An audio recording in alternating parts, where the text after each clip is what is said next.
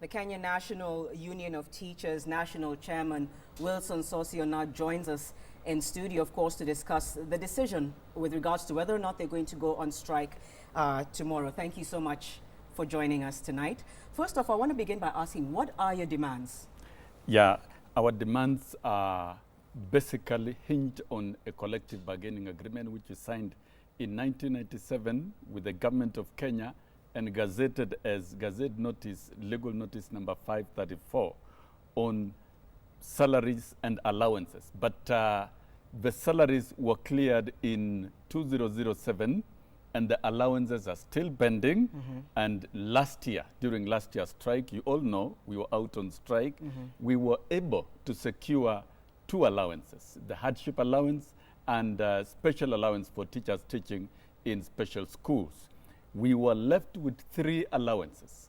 The house allowances to be paid at 50% minimum basic salaries and medical allowance to be paid at 20% minimum basic salary and commute allowance to be paid at 10% minimum basic salary. Those are the pending components of the legal notice number 534 of 1997, and we are claiming it for the strong reason that Salaries and Remuneration Commission has advised the employers, the government, and the trade unions that all CBAs must be cleared by 30th of June 2013. So the most honorable thing is for government to set aside sufficient money to dispose of the same. And you're saying that money needs to be diverted from the laptops project into your needs, is that correct? Our argument is very simple because we cannot raise demands without offering a solution. We are a very pragmatic union and we've looked at the budget across the board and we think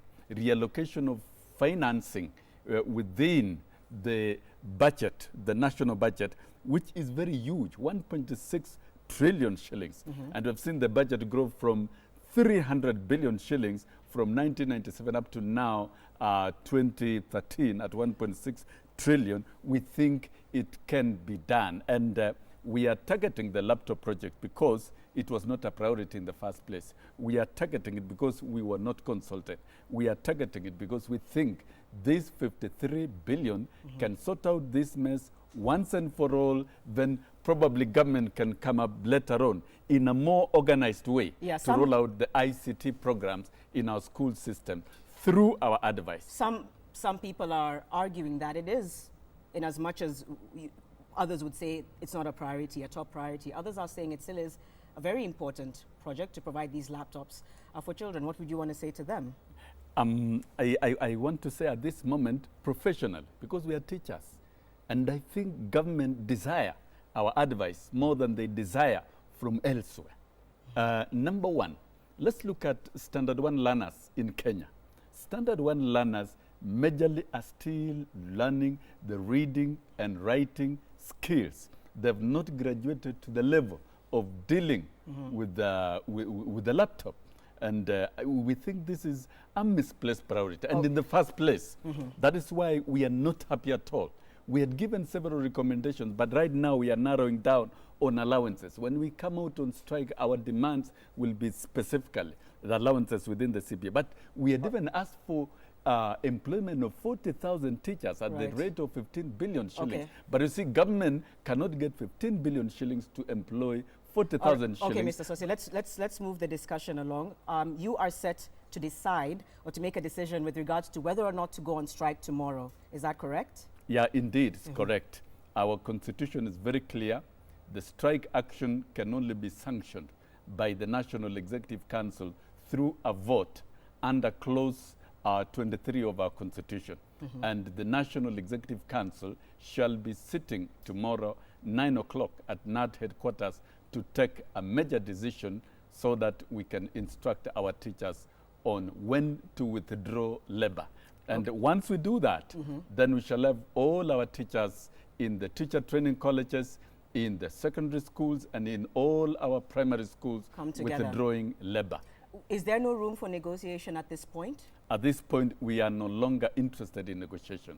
We have negotiated since 1997, and we are advising government to go through the agreements, and I think they're sufficient enough. So you feel like the strike will hit home. Some might argue that in the past 20 years that they've been about seven strikes in the last 2 decades, if I'm not mistaken. It may seem like the same old, same old. They almost anticipate it, and then it doesn't yield any results. It's not the last 2 decades. Since 1962, even for teachers in this country to enjoy maternity leave, it was secured through a strike. For teachers to secure one employer, which is an example in Africa and the world, the Teacher Service Commission, it was done through a strike. All our salaries, all our benefits, and therefore the teachers of Kenya, they are sure too well that they will always get their rights through strikes. And of course, the government also knows very well that they can only pay teachers after a strike. If that is what it takes, then definitely that is what we'll always do. Assuming this strike doesn't yield the results you're looking for, then it what? Definitely will yield. If it doesn't, what then? If it doesn't, we shall decide on the next course of action. That will not be the end of the world. And of course, if it doesn't yield, then government stands to suffer, because you cannot expect a workforce of 278,000 to deliver effectively if you have not made them comfortable as an employer and as a government. Right. I don't think we are going to lose, because we have never lost since our case is genuine, lawful, and constitutional. As we wind up, I also want to bring in the aspect of KUPPET. Some people are arguing that there is no unionism between KNUT, KNUT, and KUPPET. It almost seems like they're separate strikes for almost the same reason, commuter allowance, for example. What exactly is going on? It almost looks like, as you've said, KUPPET is jumping on your bandwagon. Yeah, indeed, but I wouldn't like to discuss very much about the agenda. I want to say Kenya National Union of Teachers is a union that brings together teachers of all grades and qualifications in Kenya, and we are pursuing a collective bargaining agreement which we signed in 1997. I'm not sure about a CBA that our other brothers are pursuing, and I want to correct a notion here. Kenya National Union of Teachers is not a union for primary school teachers. It is a union that brings together teachers of all grades and qualifications, of all sectors, and it was started by graduates, the best teachers in this country from Makerere University. And I want to put the record straight that even right now at the head office, it's a leadership made up of both primary and secondary. And I want to make a correction of a statement that one of their leaders made in these studios, actually, that myself, the national chairman of KNUT, was once a primary school teacher. I want it corrected.